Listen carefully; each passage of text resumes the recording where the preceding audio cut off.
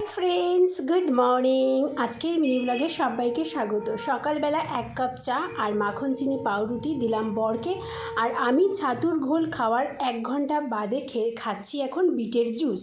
সকালবেলা বা দুপুরবেলা বা সন্ধেবেলা আমি খাই। বর বিবাহবার্ষিকীতে কী গিফট নিল সেটা তো তোমাদের সাথে শেয়ার করাই হয়নি। বর নিয়েছে একটা রিবকের জুতো। ওর জুতোটা খারাপ হয়ে গেছিলো, তাই একটা জুতো নিয়েছে, প্লাস একটা ব্যাগ নিয়েছে, যেই ব্যাগটা আই থিঙ্ক তোমাদের দেখিয়েছি বা দেখাবো।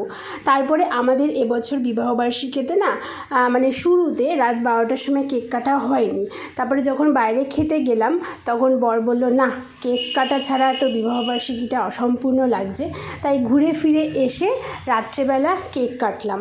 কিভাবে ঘুরতে গেছিলাম, কোথায় গেছিলাম সেটা তো তোমাদের সাথে আগের ব্লগে শেয়ার করেছি, যারা দেখোনি দেখে নিও। আর রাতে বিরিয়ানি খেয়ে দিনটাও শেষ করলাম। ভীষণ সুন্দর একটা দিন কাটালাম। তোমাদের ভালো লাগলে লাইক সাবস্ক্রাইব করো।